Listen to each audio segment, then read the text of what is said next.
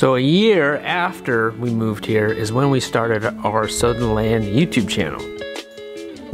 And right around the same time was when I started to work converting school buses into tiny homes. And then when we started putting out more videos, someone asked, hey, have you heard about that other YouTubing homesteading family?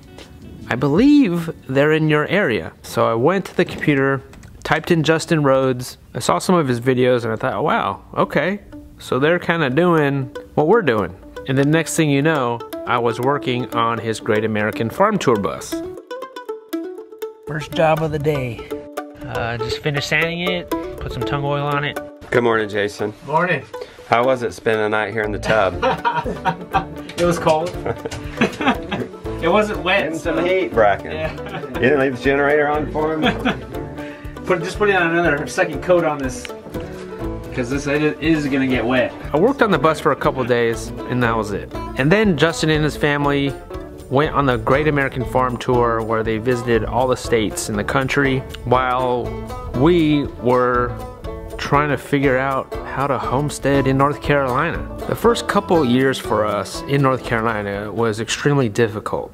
For one, we're very scared. I mean, we didn't know hardly anybody when we moved out, and just trying to find our community within those first couple years. And also, I didn't have a real job. You know, I left my job of 17 years to move out here. I mean, the reality is, the homesteading is that you do have to work. I mean, yes, you gotta pay bills, right? And then shortly after, when they came back from the Great American Farm Tour, is when he called me up. And the first job that he hired me to do was installing a kitchen sink. Yep, that's it. That's the kitchen sink I installed. And it seemed like after that is where he kept calling and asking.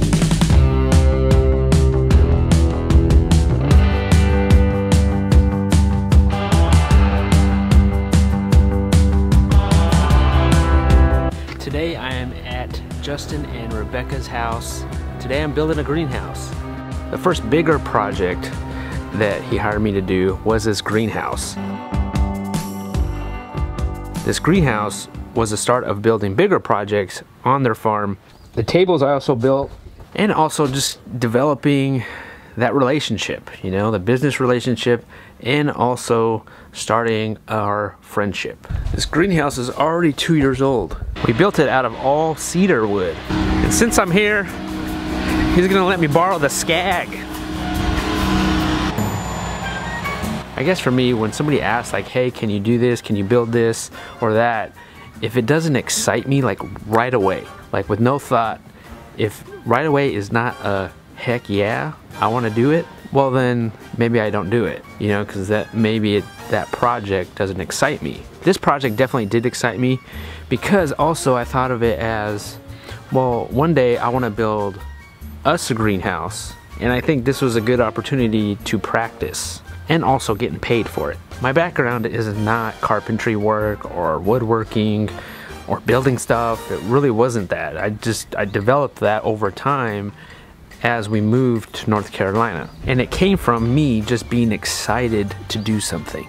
Excited to work with my hands, and somebody trusting and believing in my ability to actually do these things. And then shortly after that, it seemed like all the projects kept on getting bigger. Like this walk-in cooler that I built, because when you have a homestead to grow all the meat, you need somewhere to store it.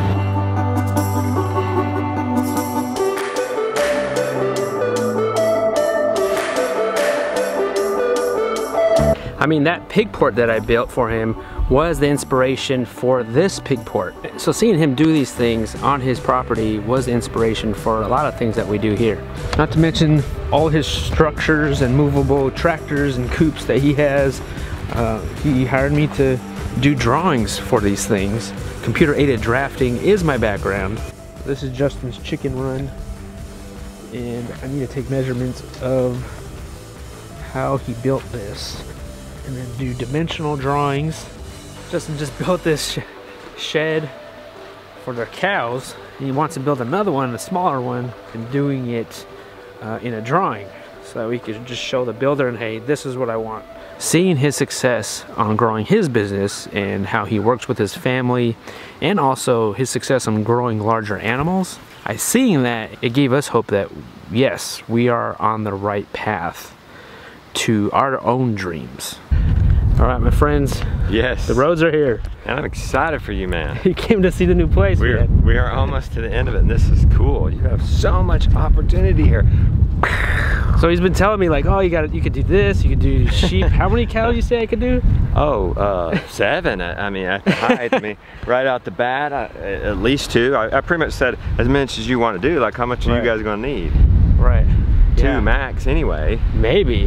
Heck, 1 would probably feed we only a family of 3. You got a lot of foolproofing going on if you only get 2 cows per 14 acres. It's going to be a low pressure. Right. You can make plenty of mistakes and everything's still going to be all right. So I think for me, just having the different mindset of that, I'm used to just chickens. Yeah. You know, it's a different ball game. You're leveling up when you go cows for sure. See all these brambles, problems. They're gonna sprout leaf. You can mow them down now, and then your grass will just explode because it's not gonna have any more shade, and your grass goes back quicker than these brambles. But say you don't get to it, these are gonna provide leaves, and the sheep would love that. Sheep will eat these leaves, and that'll kill it because it needs its leaves to gather the sun and grow. So you've got food here. And over the years, I just kept saying yes. From being his second camera guy, to working behind the scenes on his podcast, to taking a road trip to Polyface Farm. Who's had the coffee? Jason's with his daily vlogs. Us as homesteaders, we can't just hang out. And now his new book called The Rooted Life. All right, my friend Justin just wrote this book. My man. Can you sign it for me? How's it going? Oh yeah, I guess. Heck yes, to the yes man. What inspired you to write that book? We are growing our own food. Right. And then that led us into homesteading, which ends up being this precious, wonderful thing. And to complete our joy, we just want to share it with others. So that started out really with me as blogging, writing blogs, and then evolved into vlogging like you do. And then it's turned into something physical, something you can smell. I think it's just a continuation of this excitement that's in my heart, wanting to share it with others in as many ways possible. And now we have a book format. I'm like, seriously, this book smells good. Have you smelled this book yet? Yeah, a new smell. And you can touch it. I can sign it for you. Right. As primarily a filmmaker, when I started making films, there was a thing called DVD, actually VHSs. I put out one of my first movies back in longboarding on a VHS. Yeah. Then it was DVDs. Right. And then my first movie in homesteading, Permaculture Chicken, was on a DVD. Yeah. And we made it this nice physical experience. It was like brown, like cardboard recyclable stuff. It was nice to touch. I could assign it, but nobody who watches DVDs anymore. Everything's streaming. Right. And I followed that pursuit, you know, gone streaming with our reach, with Abundance Plus. But now, books I don't think are going anywhere. I think they might even get more popular. As things feel unsteady, people are gonna start pushing into homesteading, people are gonna start pushing into books.